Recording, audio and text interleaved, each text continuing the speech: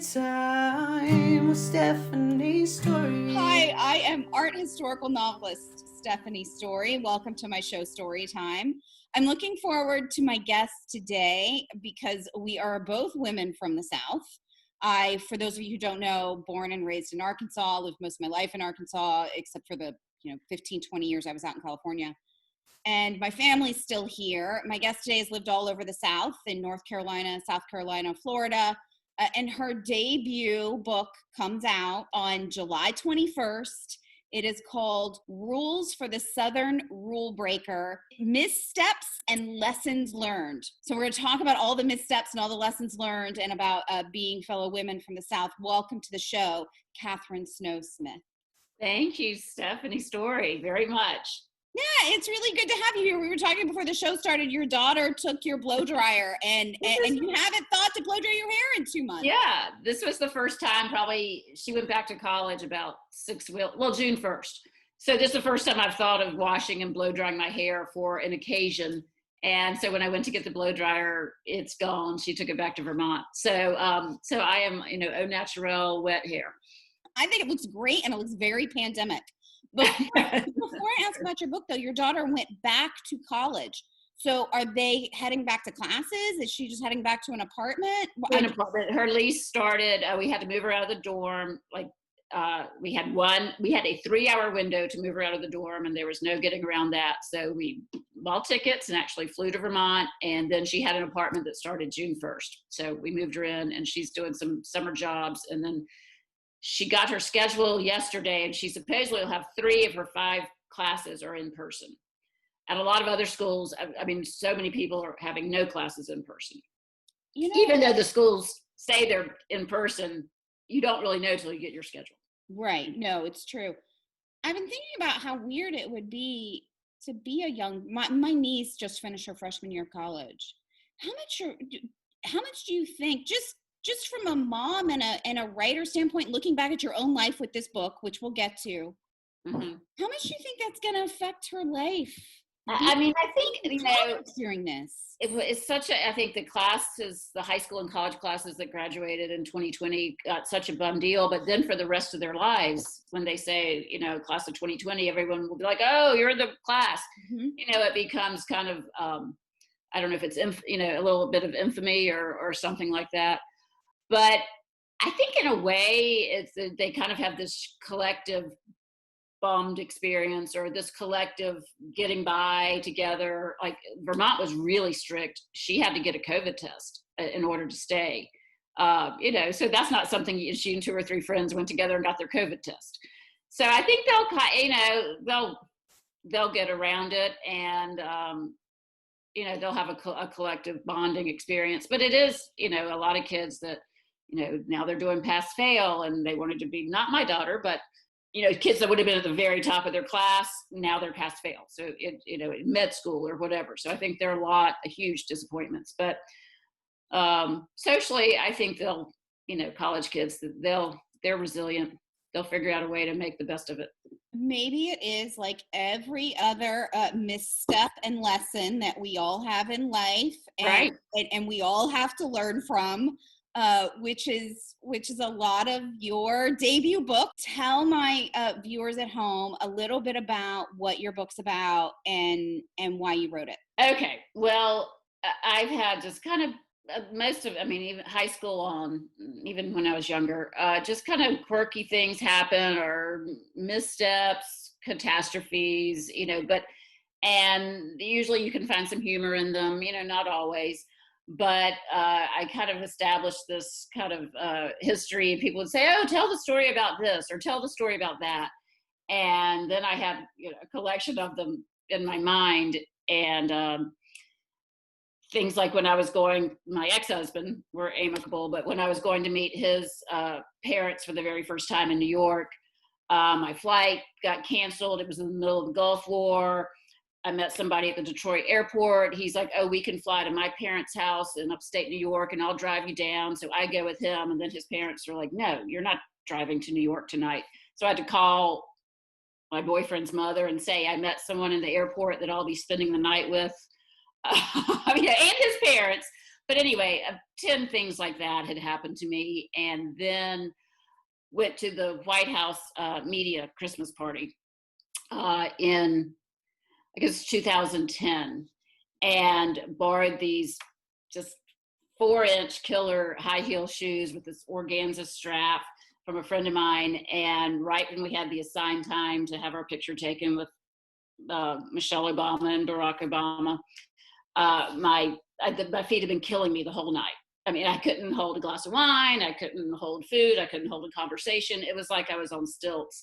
And then finally, right when we had our picture taken, our 30 seconds, my ankle buckled and I just totally fell sideways into President Obama. And he's like, "Oh, don't worry, I got you." You know, he had to like hoist me back up. So then the next morning I called my friend who was in Florida and said, and then I said to Barack, I said, I'm not drunk. I borrowed these shoes. I shouldn't have worn them. They're so high. And he leaned over and he goes, "Oh, those are great shoes. I'm glad you wore those shoes." So then I called my friend and it's like, "Well, just want to let you know the President of the United States likes your shoes." Because I fell on him, and I had to explain. And she goes, "Katherine, please write a book." So after that experience, I'm like, maybe I've got enough material to just, write a little collection of essays. And so I did take it. I've been a newspaper reporter for 25 years at that point, but never written about myself. So I took a memoir writing class at Eckerd College nearby, and then for adults. And then I wrote about 4, 5, 6 essays, and then I took them to an editor at the paper who was really good at the newspaper where I worked. And she read them and said, the common thread is you kind of play by the rules, but then you go out on a limb, you take an unexpected path, you say a little too much, and chaos ensues, but then it kind of ends up being okay, or you get a benefit from that ultimately. She goes, "Oh, it looks like, you just break the rules sometime." So we came up with, this was her genius, the title of every chapter is a rule that I broke. So like the White House, that chapter is called Always Wear Sensible Shoes. The one when I met the guy in the airport and ended up spending the night with his family, it's like, don't talk to strangers on the plane. So so then we came up with this whole, 22 essays, and each one is about a mishap. I like to stress that they're mishaps, not mistakes, because something, mistakes are fine too, but something, it wasn't like a disaster, but it was just kind of a veering off the expected path a little bit, and that you got to just accept that it's going to happen. So you worked as a reporter for like 20 years, and then and I want to ask you about that career, but first I want to know, how was it to write about yourself for the first time, to put yourself on the, like, emotionally? Yeah, it was very vulnerable. And even because as a reporter, you just cannot show, even if I'm right, I was a business reporter. So it's not like I was covering, those issues can get, so that they're heated on either side, but you just could never put your opinion in the story. I couldn't say, "Oh, this great new restaurant is opened and they have the best ceviche." You had to get a customer to say it. So just my whole life had been spent, I covered a lot of city council. I did cover a lot of government for a while. You just had to work so hard to get both sides and not ever really let your feelings show or be detected. So then suddenly I'm like, oh my God, I'm the star of the story. And I felt a little bit like it was self-absorbed, and maybe it kind of is. But the memoir class really helped me in that. And, we've read enough memoirs. You don't have to live the same life as this person, but you can relate to some of it's so different from what you've ever lived that it's so interesting. And then some of it's so similar that you can relate to that. Maybe you've never fallen at the White House, but, you spilled red wine on your wedding dress or something like that. So it made me feel like I was not just talking about myself, but talking about life's experiences. Okay, and why? Because in the title, you're owning the Southern thing. What is important about writing about being a woman from the South? My Southern roots are in there a lot, and there are obviously great storytellers around the country, around the world. but a lot of my Southern family on both sides, my mom and my dad's, we tell stories. We don't just say we went to the store and we got Diet Coke. It's, oh, I saw so and so on the way to the store, and her brother just had a tractor accident. But now, anyway, it's kind of that Southern heritage of, this is going to be a little bit of a yarn, and it's going to be a little bit of a story. And then also, I think you tend to associate women's behavior, maybe there's still more rules, or for my generation, there were more rules in the South, or kind of unwritten rules. I mean, that's what a lot of these are. So it was a little bit of a rebelliousness of, yes, you can be in the South and you can break some rules, and you don't have to, have that perfect Christmas card family, and you don't have to, act as though everything is just always okay, which I think maybe, not as much now, but that's more of a behavior of Southern women than maybe women elsewhere. So I kind of wanted to break that mold a little bit. And you did, because you talk about getting a divorce, like after over 20 years of marriage, right? Mm-hmm. Like that's part of this story. So you are putting, some of your personal life out there, which can be very daunting, isn't it? I mean, in addition to the difference between writing about other people's stories and reporting versus writing about your own, did you have any fears about putting your personal life out into the world? I did. And my parents, I'm so thankful, are 88. My dad will be 96 in a couple days. They still live in the house where I grew up. They have nobody helping them, nobody coming in to cook their meals or anything. Well, right now they're getting a lot of takeout. But I kept thinking, well, I don't want to write this. I don't want this book to come out while they're still alive. And then that was about 5 years ago. And then finally I'm like, they're doing well. I mean, there's nothing shocking at all in there, but like my daughter, their adorable middle granddaughter, she has a tattoo. I have a chapter about that. And we both had similar heart, and we've had some serious heart problems. So she was in The Hague in the Netherlands and got a tattoo of a heart. My mother had no idea. So now that's in the book. So she knows. I'll act like my daughter's the only one who had anything. There were, I wrote about online dating and that. I'm sure my parents never thought they'd see me date again, or, hear. And the divorce, I mean, they obviously knew some of that, but, and it's not an airing of dirty laundry. I mean, it's not a tell-all or anything like that, but it's definitely some vulnerability. Well, I would think so. It's I mean, you're putting yourself, it has to be revealing in some way. And that's obviously, again, going back to why people read memoirs, is not just for the biographical information, but like, okay, what can I learn from this? What are the takeaways? Okay, what did you hope? So when you put a book out into the world, right? You've got to have a reason for it, or else you would have just written it and put it in your own filing cabinet, because we all have writing in our own filing cabinet. Yeah. So what were you hoping readers, how they would be impacted by reading this work?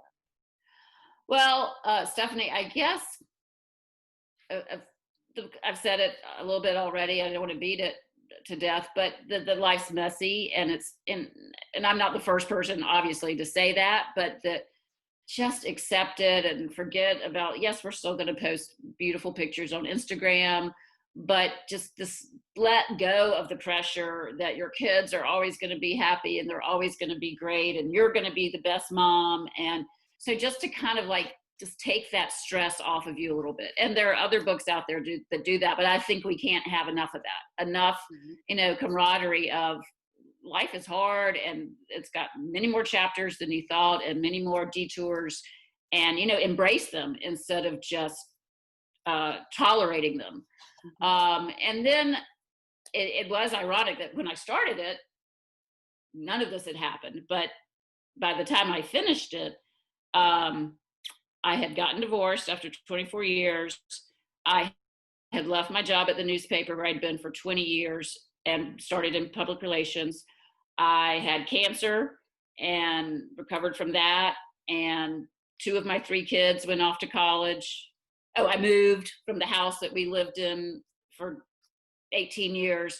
So it's kind of like at 51, suddenly I'm just like, I mean, hey, I'm in a whole nother phase of life.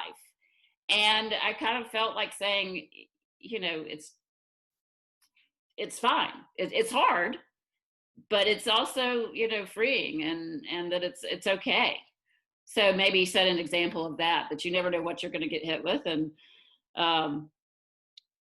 they're just, I keep saying this, they're just mini chapters. That's kind of what helped me through a lot of this is, just because one chapter's ended doesn't mean that the next chapter, that you were supposed to have this one storyline that just went the whole time and then didn't end. And then didn't change. You've talked about for 20 years, you were a reporter. So obviously that is like serious storytelling training. Yeah, it is. But from a craft point of view, how was it, other than centering yourself? Was it the same journey in storytelling as you would take in reporting, or was it completely different to write a memoir? What was like the craft difference between those two things? Well, I'll talk about something, I think that not so much the writing, I'll get to that, but I had a writer, a really popular Southern writer, Lee Smith. She looked at it and wrote a little review for me. And she said that I've had a lifetime of observant living.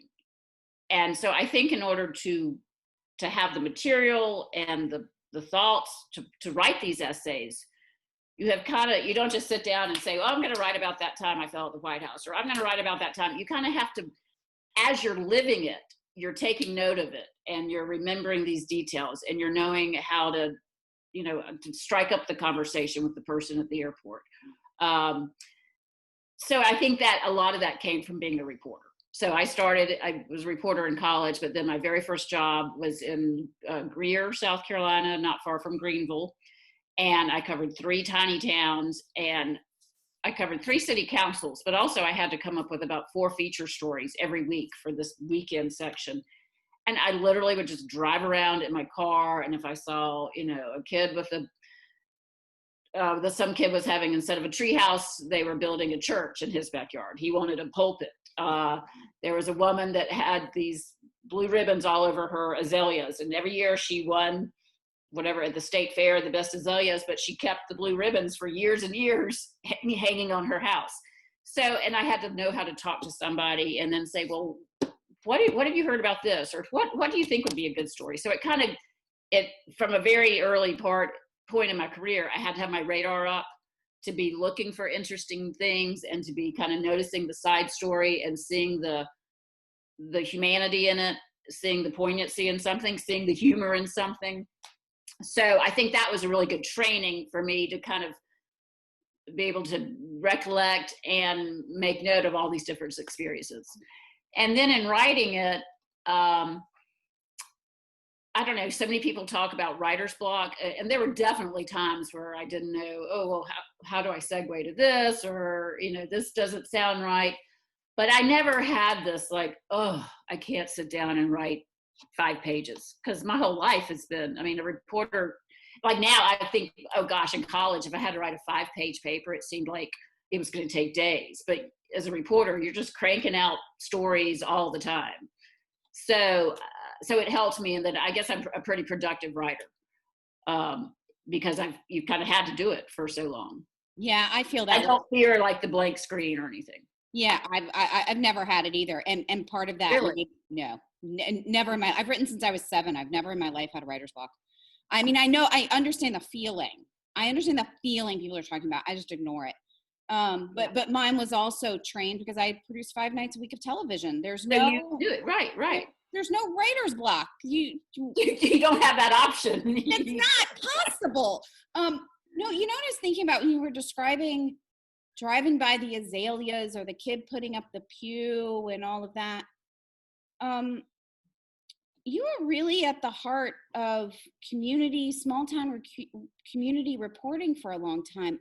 There's not much of that left, is there? What are we? I feel like we're missing so much because that was kind of, and I think he's changed song a little bit lately. Maybe 5 or 6 years ago, Warren Buffett bought a bunch of newspapers and said, local news, you can't go on, NewYorkTimes.com or WallStreetJournal.com and find out that this little boy at 8 years old wants to have a church in his backyard to play in instead of a fort or a treehouse. You can't find out, I would go to the post office about every 2 weeks. What's the most unusual thing that's been mailed this week? And somebody had mailed a live bird. That was my first front page story. But you don't find those things out about the people in your community reading, websites. And I think Patch, there are these little websites all around the country. They try to cover some of that. But, we could talk forever about the newspaper industry. But as money has gotten very tight, you don't have enough staff to go do all those small stories. But aren't we missing some of the humanity that ties us together as communities by losing that? I think in my paper where I don't work anymore, but they still do those, okay. But they just don't do them near as often. But yeah, Stephanie, you're right. I mean, you kind of don't, and even though you might not know the person that's doing it, those are the kind of stories you mention to somebody at the water cooler or when you're going out to lunch. It's not like, oh, what do you think of the new deficit plan? It's, did you read about this? Yes.